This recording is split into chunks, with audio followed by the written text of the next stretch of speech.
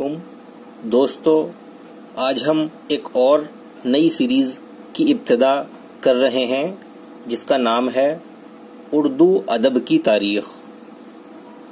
ہم اس میں گفتگو اردو ادب کی تاریخ کے متعلق کریں گے۔ دراصل اردو ادب کی ابتدا اور ارتقاء کے تعلق سے اس میں فارسی شعراء کا بہت بڑا دخل ہے۔ مسلمانوں کے سبب اس وقت اس علاقے میں بھی فارسی ادب کو بہت مقبولیت حاصل ہو گئی تھی اور ترکی شعراء بھی یہاں طبع آزمائی کرتے تھے۔ اردو کی ابتدا اور پھر بعد میں اس کے ارتقاء کے شروعاتی زمانے میں ان فارسی اور ترکی شعراء نے بھی اردو کی طرف توجہ کی، جس سے اردو کو ادبی طور پر پھلنے پھولنے کا بہترین موقع میسر ہوا۔ تحقیق کے مطابق یہ بات صاف ہوتی ہے کہ اردو میں شاعری کا آغاز تو زمانہ قدیم سے ہی ہو گیا تھا، اگرچہ اسے شاعری کا باقاعدہ آغاز کہنا شاید درست نہ ہوگا، لیکن ہم بات اردو ادب کی تاریخ کے تعلق سے کر رہے ہیں تو ہم زمانہ قدیم میں جائیں گے اور وہاں تک جائیں گے، اس ادب تک جائیں گے کہ جس میں ہمیں اردو کی ابتدائی شکل دیکھنے کو ملے۔ تو دوستو، اس طرح اگر اردو کے لحاظ سے زمانہ قدیم کی بات کی جائے تو سب سے پہلے خواجہ معین الدین چشتی کا ذکر کرنا چاہیے۔ ان سے لے کر حضرت امیر خسرو اور ان کے بھی کچھ بعد تک جو کلام وجود میں آیا، اس کے تعلق سے بہت سے محققین کا نقطۂ نظر کچھ یوں ہے کہ یہ کلام اردو زبان کا نہیں بلکہ اردو سے پہلے کوئی اور زبان ہے، لیکن اس کلام کو سن کر یا پڑھ کر یہ خوب ظاہر ہوتا ہے کہ یہ وہی اردو زبان ہے جسے ہم اپنی زبان کہتے ہیں۔ حقیقت یہ ہے کہ اگر یہ زبان اردو نہیں بھی ہے تو اردو کو جنم دینے والی، اردو کو پیدا کرنے والی زبان ضرور ہے، یا ان زبانوں میں سے ضرور ہے جن سے اردو کی ولادت وجود میں آئی ہے، اردو کی پیدائش ہوئی ہے، یا پھر یوں کہیے کہ یہ اردو کی بالکل ابتدائی شکل ہوگی۔ دراصل اس بات کا زیادہ تعلق اردو زبان کی تاریخ سے ہے، لیکن ہم اسے اردو ادب کی تاریخ میں اس لیے ذکر کر رہے ہیں کہ اس زبان میں جو ادب تخلیق ہوا اس پر بہرحال اردو کا گمان ہوتا ہے۔ تو جیسا ہم نے کہا تھا کہ ہم اردو ادب کی شروعات کو وہیں سے لے کر آئیں گے جہاں پر ہمیں تھوڑی بہت بھی اردو کی جھلک دکھائی دے گی۔ تو دراصل بات یہ ہے کہ حضرت معین الدین چشتی رحمہ اللہ کے کلام اور اقوال وغیرہ میں بھی اس زبان کی جھلک پائی گئی ہے کہ جس پر اردو کا شبہ ہوتا ہے۔ یوں تو ان کی طرف اس زبان کے بہت سے قول منسوب کیے گئے ہیں، لیکن اس زبان میں ان کا کوئی بھی قول یا شعر پختہ دلائل کے ساتھ دستیاب نہیں ہو سکا۔ اب ان کے بعد دوسرا نام خواجہ فرید الدین گنج شکر کا ہے۔ ان کے کلام میں اسی زبان کے نشان واضح طور پر پائے جاتے ہیں کہ جس پر شبہ کرنے والے اردو کے ہونے کا شبہ کرتے ہیں اور کافی حد تک درست بھی کرتے ہیں۔ ان کی طرف منسوب کلام میں سے چند ایک اشعار ملاحظہ ہوں۔ اس سے پہلے یہ بتاتے چلیں کہ یہ اشعار ہم نے جہاں جہاں سے اکٹھے کیے ہیں تو ہمیں ان کے پوری طرح سے درست ہونے پر شک ہے۔ ان میں کچھ غلطیاں ہو سکتی ہیں وزن کی یا الفاظ وغیرہ کی، لیکن مثال پیش کرنے کے لیے ہم انہیں آپ کے سامنے پیش کرتے ہیں۔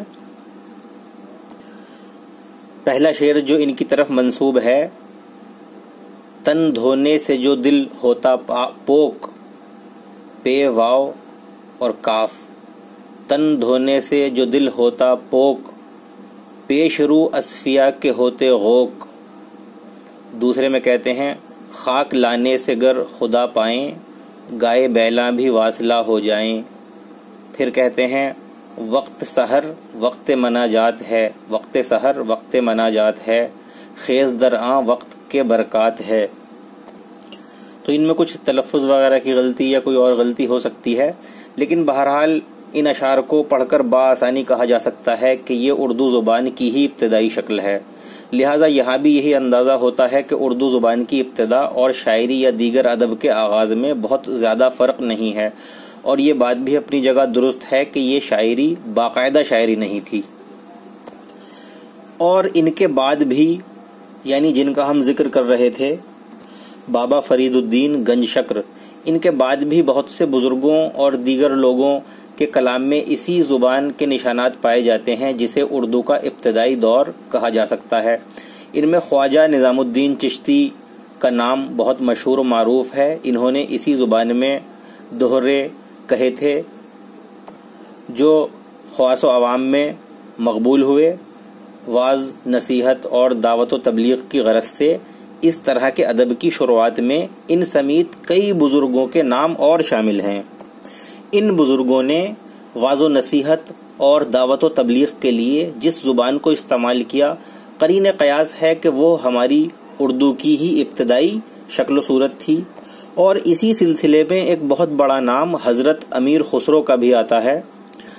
اگر اردو شاعری کا باقاعدہ آغاز ولی دکنی سے پہلے ہونا تسلیم کیا جائے تو یقیناً اس کا سہرا حضرت امیر خسرو کے ہی سر باندھا جائے گا، کیونکہ انہوں نے خود کو طوطی ہند کا خطاب دیا ہے اور اپنی ہندوی شاعری پر مسرت کا اظہار بھی کیا ہے۔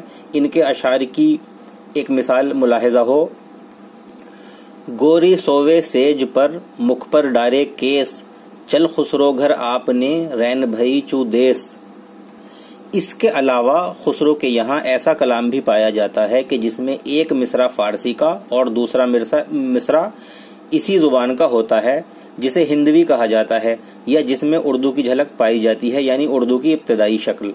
اس کی مثال ملاحظہ ہو: زحال مسکی مکن تغافل دورائے نینا بنائے بتیاں، کتاب ہجراں ندارہ میجاں نکاح لیہو لگائیں چھتیاں۔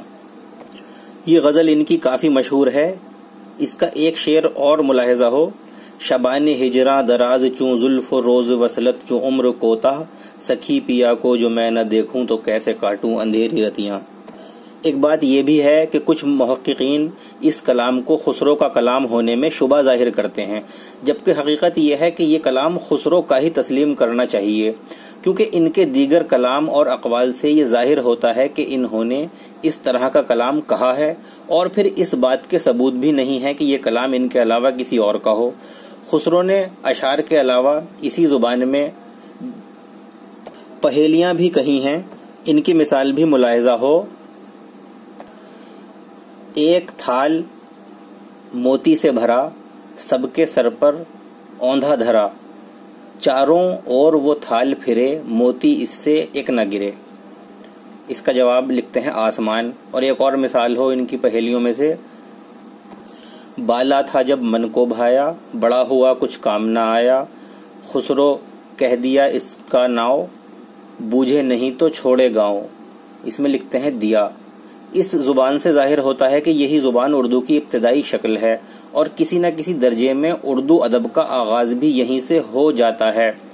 لیکن یہ بات یاد رکھنی چاہیے کہ اس کو ہم باقاعدہ آغاز نہیں کہیں گے، کیونکہ کسی بھی زبان میں اس طرح اشعار سے کام لینا اس کے ادب کا حصہ ہوتا ہے، لیکن ایک باقاعدہ شروعات ایک الگ ہی شے ہوتی ہے۔ دراصل اردو کے تعلق سے تاریخ کا یہ جو بھی حصہ ہم نے آپ کے سامنے بیان کیا یا بیان کر رہے ہیں، تو یہ اردو زبان کی تاریخ کے اعتبار سے بھی اور اردو ادب کی تاریخ کے اعتبار سے بھی سمجھنے اور سمجھانے کے قابل ہے۔ تو اب اجازت دیجیے اس کے آگے کا اگلی قسط میں، اور اگر آپ نے ہمارے چینل کو ابھی تک سبسکرائب نہ کیا ہو تو سبسکرائب کریں اور بیل والا آئیکن بھی دبائیں۔ اسی کے ساتھ ہماری تمام ویڈیوز کو لائک کریں۔ اللہ حافظ۔